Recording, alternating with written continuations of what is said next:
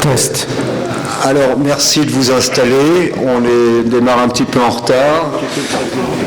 Je voudrais excuser Xavier Martin qui est empêché, donc François Richard, ancien président de l'Académie, le remplacera aisément. On va limiter les informations à une. Je vous rappelle que demain, il y a l'événement fondateur de la création de la Fondation de l'Académie de chirurgie qui interviendra au réfectoire des Cordeliers, c'est-à-dire à 10 mètres d'ici, à 11 heures. Vous êtes les bienvenus. Et le but de cette fondation, je vous le rappelle, il y a 3 buts. Développer la chirurgie essentielle humanitaire, développer la chirurgie d'excellence, c'est le rôle classique de l'Académie, et retourner à Saint-Côme. Donc demain, on va faire 10 mètres et nous espérons pouvoir en faire 60, 50 ou 60 dans les années qui viennent. Voilà. Alors je vous propose d'entendre le résumé de la séance précédente, présenté par Jean-Pierre Cossin.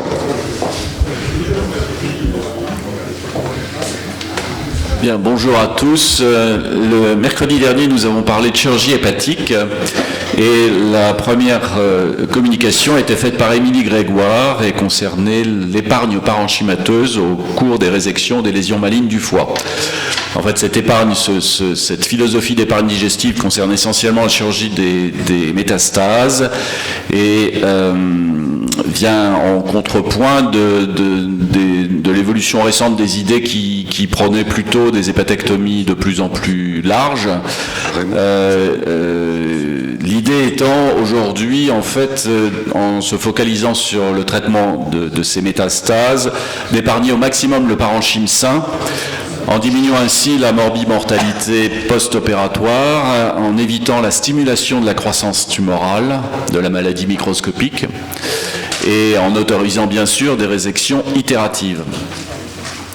Alors Jacques Belghiti s'est fait préciser sur les éléments décisionnels sur lesquels on s'appuyait, à savoir à la fois la biologie tumorale et l'histoire naturelle de la maladie, en sachant qu'il s'agit d'une chirurgie qui est plus longue et qui ne représente certainement pas une solution de facilité.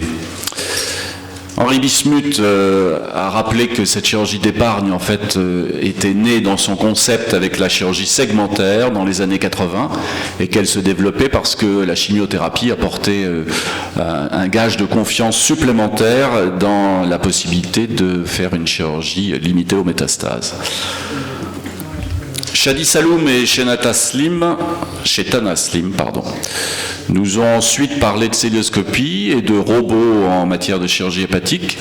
Cette chirurgie mini-invasive prend de plus en plus de place dans la chirurgie hépatique car elle a prouvé qu'elle offrait des résultats oncologiques comparables tout en diminuant morbie et mortalité.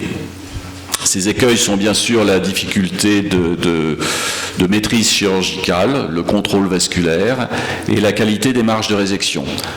C'est une chirurgie qui s'appuie beaucoup sur l'écho-laparoscopie et qui va connaître, grâce aux techniques de développement en cours, laparoscopie 3D, laparoscopie robot-assistée, très certainement un grand essor.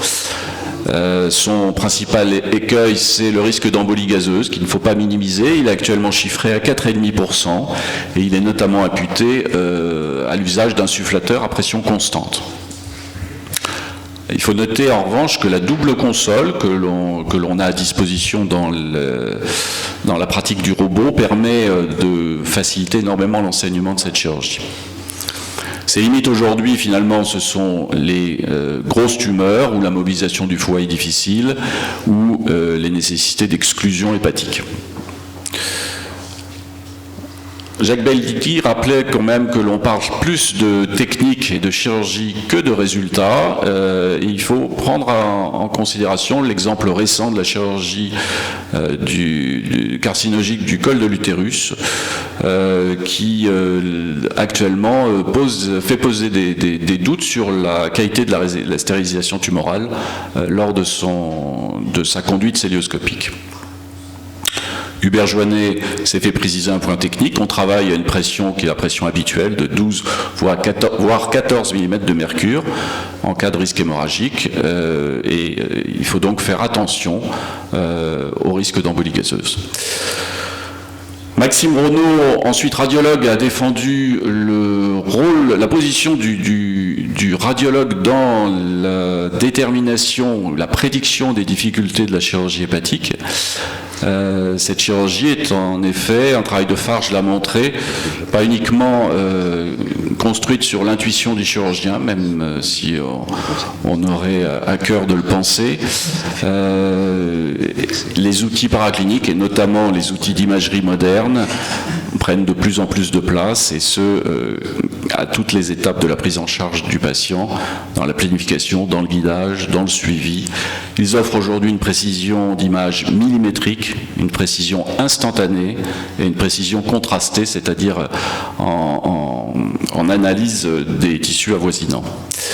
Les marges de progression sont encore nécessaires, bien sûr, pour la réalité virtuelle, la réalité augmentée, l'impression 3D, mais d'ores et déjà, le radiologue expert est un acteur majeur dans ce domaine. Éric Vibert, ensuite, a défendu la position du chirurgien, heureusement, mais tout en mettant bien en balance, effectivement, cette difficulté que nous avons, nous les chirurgiens, à prédire en chirurgie hépatique, en tout cas, une balance bénéfice-risque exacte. C'est un travail de Lee et de l'analyse de son score de complexité qu'il a bien montré récemment. Le foie, l'explication, c'est que le foie est un organe mou, c'est un organe qui se déforme en péropératoire, et donc il est difficile à modéliser sur le plan mathématique. Et actuellement, toute la difficulté est effectivement d'arriver à reproduire des modèles informatiques qui vont permettre de servir la conduite de l'opération avec une imagerie virtuelle. En fait, aujourd'hui, c'est l'enregistrement systématique de nos interventions qui nous permet vraiment de progresser. Et là, c'est une véritable prise de conscience qu'il faut avoir, parce que cette imagerie, cet enregistrement systématique doit transformer notre rapport à l'erreur en chirurgie. Bernard Launoy a d'ailleurs rappelé que, en fait, le plus important en chirurgie hépatique, c'était la qualité du parenchyme hépatique, et à la fois pour le risque hémorragique et pour le risque de décompensation secondaire. Aujourd'hui, en fait, on estime le risque de fibrose uniquement avec un outil histologique qui reste assez primaire, alors qu'il pourrait être affiné par une évaluation fonctionnelle par imagerie. Le fibroscanner permet en fait une mesure de l'élastométrie portale, qui est un excellent indicateur du risque de décompensation hépatique. Il permet en outre la mesure du volume splénique. Karim Boudjena a ensuite parlé des difficultés d'accès au greffon hépatique pour la transplantation, qui reste un traitement extraordinaire de maladies graves, mais avec d'excellents résultats. Le problème est qu'il n'y a qu'un greffon disponible pour 3 malades, ce qui conduit au décès chaque année de 15% des candidats qui sont sur liste d'attente. Parmi les différentes solutions, le recours à des prélèvements de foie stéatosiques ou sur des malades âgés ou ischémiques est une solution. C'est une solution qui expose néanmoins, bien sûr, à des complications post-opératoires et à des problèmes de retransplantation. Un moyen d'améliorer la situation passe par la perfusion ex situ des greffons, que ce soit en hypothermie ou tout récemment en normothermie. Cette perfusion permet un moyen d'améliorer la qualité du greffon et donc le résultat de la greffe. Avec ces machines, en fait, on découvre dès aujourd'hui une révolution en chirurgie hépatique, puisqu'elle va pouvoir être planifiée, réglée à 24-36 heures. Et puis demain, peut-être une amélioration considérable de ces greffons et du contrôle de la maladie néoplasique avec un traitement immédiat curatif. Eric Vibert rappelle que l'agence de biomédecine n'aide pas au développement de ces innovations, alors qu'elles sont pourtant prometteuses d'avenir. Bon, il est clair qu'il faut des études, il faut des fonds pour conduire ces études. L'Académie a sûrement un rôle à jouer pour peser sur les tutelles.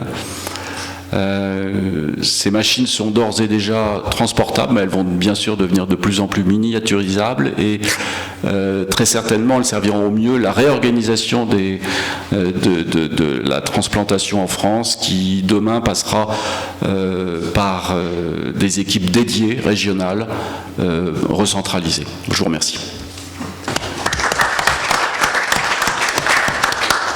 Merci Jean-Pierre. Avez-vous des commentaires ? Le compte-rendu est adopté.